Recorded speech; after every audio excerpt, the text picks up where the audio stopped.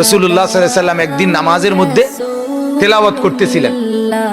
নামাজে কোরআন শরীফ পড়ে না, তেলাওয়াত অবস্থায় একটু সামনে আগায় গেছে, আবার পিছায়া পড়ছে। নামাজ শেষ করছে আর সাহাবীরা জিজ্ঞেস করলেন, ইয়া রাসূলুল্লাহ কি করলেন এটা? তো আগায় আবার পিছায়া গেলেন। আল্লাহর নবী বলেন, সাহাবীরা জান্নাতের ফলের কথা, জান্নাতের এই আয়াত যখন পড়তেছিলাম তো আমি দেখছিলাম যে জান্নাতের ফলের গাছ আমার সামনে দাঁড়ানো, এই জন্য একটু আগায় গেছিলাম, মন চাইছিল ফলের একটা থোকা খুলুম, মানে সিরালমু। আবার ভাবলাম এটা তো দুনিয়া, এই জন্য ছিড়ি নাই আর আবার পিছায় পড়ছি। মানে এমন ভাবে দেখছে, এমন ভাবে দেখছে।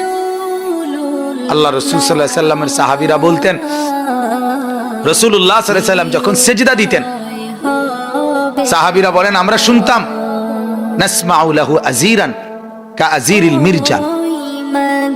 আল্লাহর নবীর সাহাবীরা বলেন, ডেকচির মধ্যে পানি গরম করিলে, উতরাইলে যেরকম ডগডগ আওয়াজ করে, গড়গড় আওয়াজ করে, সাহাবীরা বলেন আল্লাহর নবী সিজদার মধ্যে এভাবে কাঁদতেন, আমরা তার কলিজার ভেতরে এই ডেকচির উত্তপ্ত গরম পানির ডগডগে আওয়াজের মতো শুনতে পেতাম।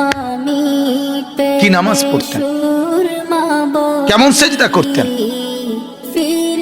আল্লাহর নবীর স্ত্রী আম্মা জান আয়েশা রাদিয়াল্লাহু তাআলা আনহা বলেন, মাঝে মাঝে আল্লাহর নবী যখন সিজদা করতেন তাহাজ্জুদে, রাত গভীরে, এত লম্বা সিজদা করতেন, এত লম্বা সিজদা দিতেন। হযরত আয়েশা বলেন, আমি ভাবতাম হায় তিনি ইন্তেকাল করলেন কিনা, তিনি মারা গেলেন কিনা। তো আমি নিজেই নিজে রাসূলুল্লাহ সাল্লাল্লাহু আলাইহি ওয়াসাল্লামের পায়ের আঙ্গুলে হাত দিয়ে মানে অনুভূতি চাইতাম জীবিত আছে কিনা। এত লম্বা সিজদা দিতেন।